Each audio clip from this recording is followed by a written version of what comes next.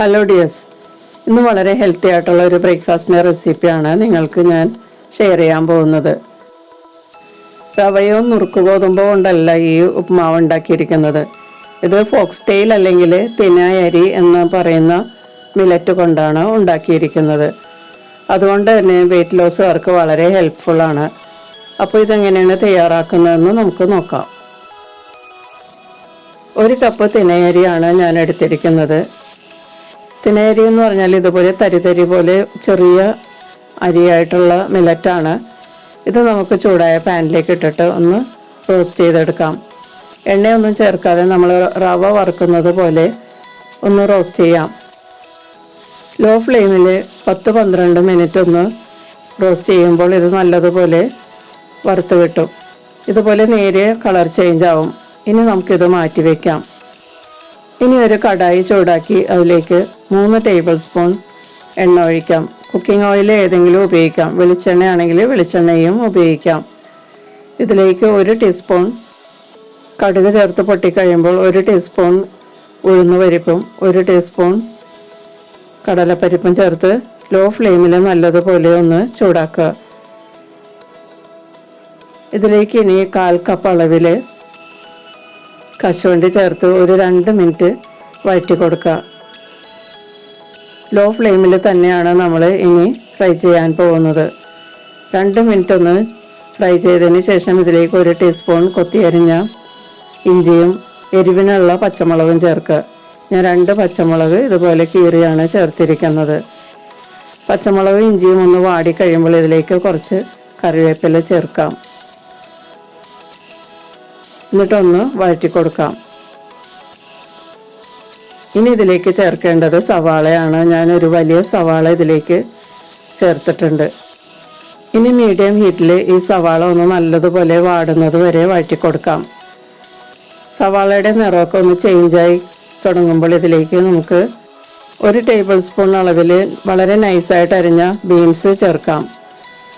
1 table spoon അളവിൽ തന്നെ frozen പീസും കൂടി ചേർത്ത് കൊടുക്കാം. എന്നിട്ടൊന്ന് വഴറ്റി കൊടുക്കാം. 2 മിനിറ്റ് മീഡിയം ഹീറ്റിൽ വഴറ്റി കൊടുക്കുക. ഇനി ഇതിലേക്ക് ഒരു ചെറിയ തക്കാളിയും കൂടി കട്ട് ചെയ്തത് ചേർക്കാം. എന്നിട്ടൊന്ന് വഴറ്റി കൊടുക്കുക. തക്കാളി ഒന്ന് ചൂടായി വരുന്ന സമയത്ത് നമുക്കിതിലേക്ക് റോസ്റ്റ് ചെയ്ത് വെച്ചിരിക്കുന്ന തിനയരി ചേർത്ത് കൊടുക്കാം. ഈ സമയത്ത് നമുക്ക് ലോ ഫ്ലെയിമിലോട്ട് മാറ്റാം. അതിനുശേഷം ഈ വെജിറ്റബിളുമായിട്ട് നല്ലതുപോലെ മിക്സ് ചെയ്യാം. ഇതോടൊപ്പം ഈ ചാനൽ ആദ്യമായി കാണുന്നവരാണെങ്കിൽ സബ്സ്ക്രൈബ് ചെയ്തൊന്ന് സപ്പോർട്ട് ചെയ്യുക. ബെല്ലൈക്കൻ എനേബിൾ ചെയ്ത് എൻ്റെ അടുത്തടുത്ത വീഡിയോസ് ഉറപ്പുവരുത്തുകയും ചെയ്യുക. 5 മിനിറ്റ് ഈ വെജിറ്റബിളുമായിട്ടൊന്ന് വേവിക്കുക. അതിനുശേഷം നമുക്ക് തിളച്ച വെള്ളം ഇതിലേക്ക് ഒഴിക്കണം. ഞാൻ 3.5 കപ്പ് വെള്ളമാണ് ഇതിലേക്ക് തിളപ്പിച്ച് ചേർക്കുന്നത്. തിനയരി വേകാൻ കുറച്ച് സമയമെടുക്കും. അതുകൊണ്ട് നമ്മൾ കുറച്ച് കൂടുതൽ വെള്ളം ചേർക്കണം.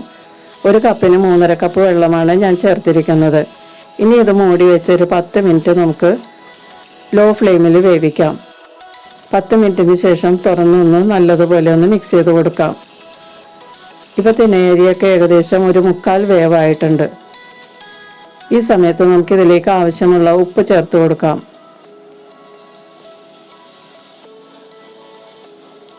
എന്നിട്ട് നല്ലതുപോലെ ഒന്ന് മിക്സ് ചെയ്ത് കൊടുക്കാം. എന്നിട്ട് നമുക്ക് വീണ്ടും മൂടി വെച്ച് ഒരു 5 മിനിറ്റും കൂടി ലോ ഫ്ലെയിമിൽ വേവിക്കാം. 5 മിനിറ്റിന് ശേഷം തുറന്ന് ഒന്ന് മിക്സ് ചെയ്ത് കൊടുക്കാം. ഇപ്പോൾ ഏകദേശം നന്നായിട്ട് വെന്തിട്ടുണ്ട്. നിങ്ങൾ നോക്കിയിട്ട് വെന്തിട്ടില്ലെങ്കിൽ വീണ്ടും കുറച്ച് നേരം കൂടി വേവിക്കാം. വെള്ളം പോരാതുണ്ടെങ്കിൽ ചൂടുവെള്ളം ചേർത്ത് കൊടുക്കാം കേട്ടോ. ഇനി നമുക്കിതിലേക്ക് ഗ്രേറ്റ് ചെയ്ത ക്യാരറ്റ് ചേർത്ത് കൊടുക്കാം. ഞാൻ ക്യാരറ്റ് ഗ്രേറ്റ് ചെയ്ത് ചേർത്തത് കൊണ്ടാണ് ഇപ്പോൾ ചേർക്കുന്നത്. അല്ലെങ്കിൽ നമ്മൾ ബീൻസും ഫ്രോസൺ പീസൊക്കെ ചേർത്ത സമയത്ത് ചെറുതായി കട്ട് ചെയ്ത ക്യാരറ്റും കൂടി ചേർത്ത് നമുക്ക് വേവിച്ചെടുക്കാം.